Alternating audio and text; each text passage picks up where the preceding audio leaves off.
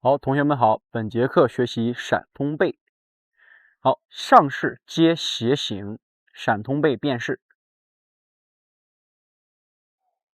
动作一，松左胯，身法微向左转。松左胯，左手由勾手变掌，领右手捧于左膝上方。当走后弧，左顺右逆顺势下捋。合左胯扣左脚脚尖，点脚收步。身法的右侧斜下方45度捧掌。好，继续松右胯，左手上穿，右手下按，螺旋转腰。合左胯，右胯坐沉，身法左转，左手逆缠外捧，右手顺缠相合。再穿右掌，左手下按，再松右胯，身法右螺旋。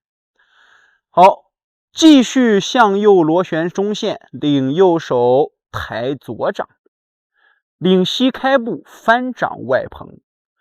当走后弧，左手由掌变勾手，螺旋蹬腿，穿掌上捧。左手顺势勾手后勾，合于左侧臀瓣环跳穴位置。好，换个方向看一下。闪通背斜行变。好，一，领手相合，合于左膝上方。二，当走下弧，合胯扣脚，根部外捧，收步下沉。上穿下按，身法螺旋，翻掌外捧，合胯转腰。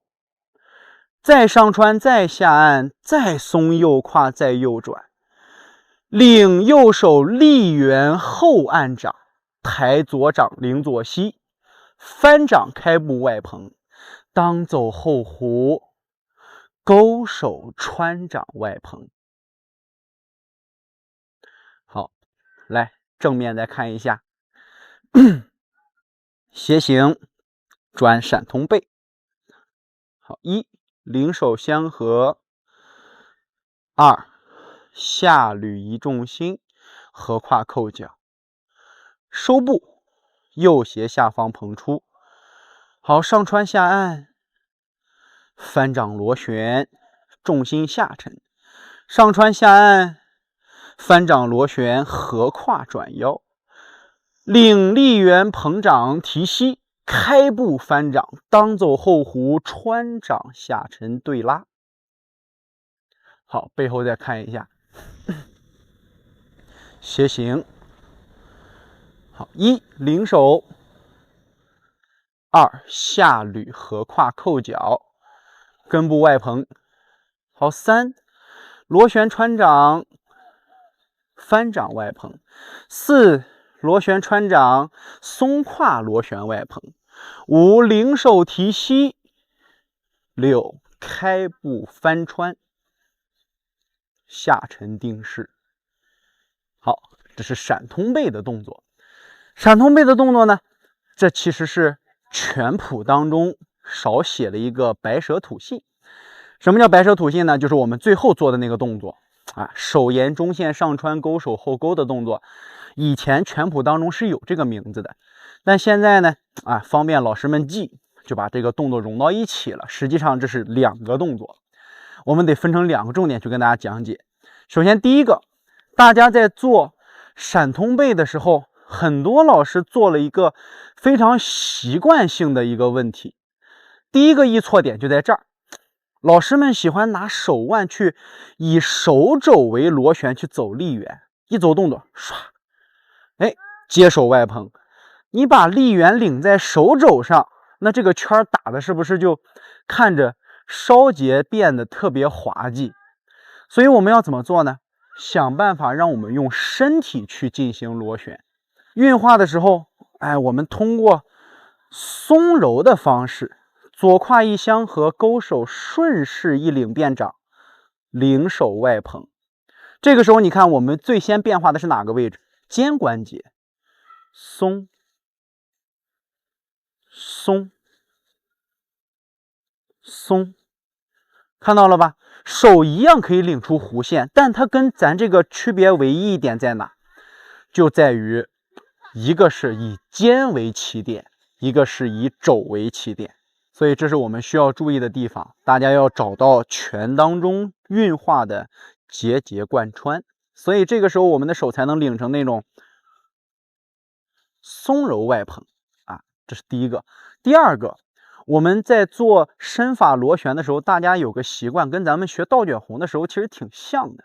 到哪了？就是我们移重心的时候，老师们接住手，本能反应的是不当走后弧，直接蹬腿往上引两手，最后形成的这个闪通背表演化，哎，一拉上蓬，右手在上，左手在下，好看，是不是？身法跟亮相一样。但是老师们有没有想过，闪通背曾又名叫做三通背，需要大家通过背后和当胯的螺旋形成的左右闪身来形成这种闪让的动作，哎，一闪两闪三闪。那么如果我们在第一次领手直接蹬前腿，让我们的重心仰上来，并且双手上捧，你的左肩产生一个让肩螺旋的变化了没有？没有，太过于表演化了，对不对？所以我们正确的做法应该是两手下合，合胯扣脚，通过右胯的螺旋带动身法向右转，向右转身。这个时候两手你如果上捧，身法是不是肩还在这块？我们如果下捧，左肩是不是第一下就让出来了？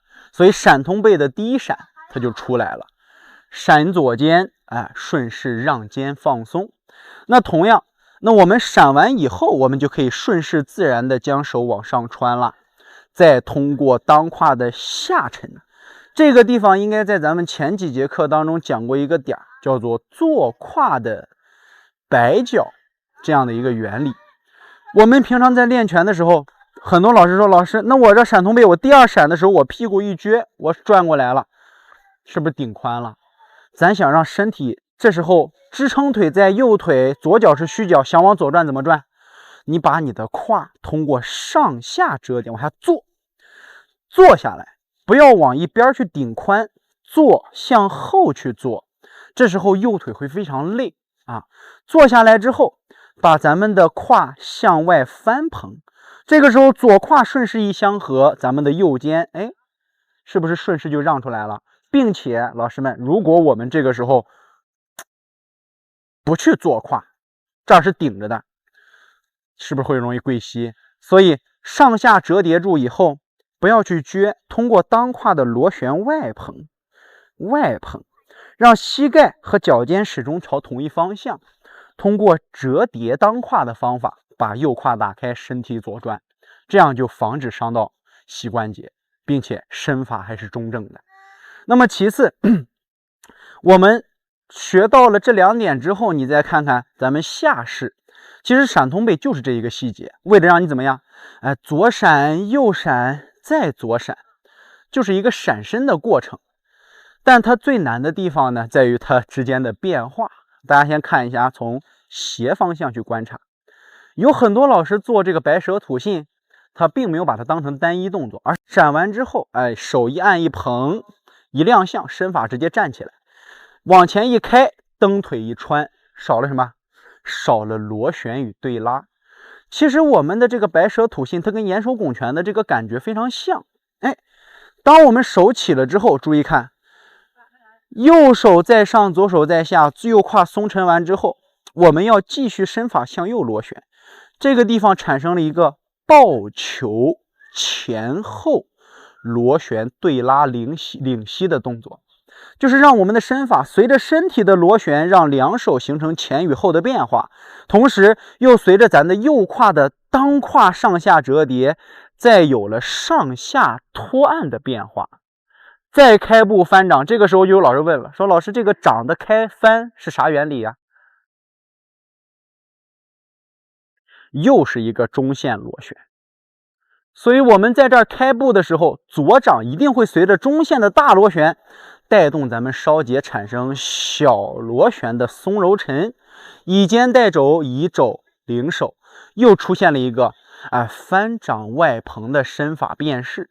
那你看同学们，那身法正好是右转螺旋了，咱的右手也可以顺势的藏在咱们腰间，像不像一个小蛇蓄势待发，要张嘴咬你的感觉？把小蛇藏在我们的腰上，这手往这一捧，掩盖住对方的视野，或者格挡住对方的身体。随后弧的螺旋，你看先进肩，这是咱们眼手拱拳说的要求。移动重心，先进肩，好，然后进肘进手。那随着身体的慢慢转动螺旋，崩胯蹬腿发力，这是不是也能作为一个发力的练习去练？从侧面看一下，也可以作为一种发力去练习。那当然，老驾一路不建议大家在这个地方发力，它可以发力去练。这个动作就是一个非常典型的抓踩螺旋穿喉插眼的一个动作。所以大家练的时候有这样的攻防意识，能让我们在练习动作的时候有一个更好的身法螺旋的概念和过程。当然，左手的勾手有很多传说说这个勾手说是啄背后那个人的裆的，或者啄这个啄那个，实际上不是咱们勾手就是一个扣腕拿手的动作，不会说我们前边正穿着人家喉呢，后边你能去插人家裆。再说了，裆怎么可能会在这个位置？你的左手领在你的环跳穴，意义是什么？为了把对方的身体螺旋向这个地方去带，想要捋得有外弧线和下弧线，对不对？所以左手的扣腕勾手是为了能够有一个更好的抓踩擒拿的方法，而不是为了让大家想说去勾别人的裆。你想想，你的手就在环跳这儿，怎么可能勾到裆吗？对不对？所以对拉螺旋要找清楚，蹬地旋转发力像眼手拱拳一样，没有太大的变化。大家在自己练习的时候把这个动作做清晰，尤其是3闪的地方，裆胯运行要灵活，对右腿的支撑力要有很大的这个基础条件硬性要求。所以大家下课了常去练练自己的腿部力量。好，辛苦。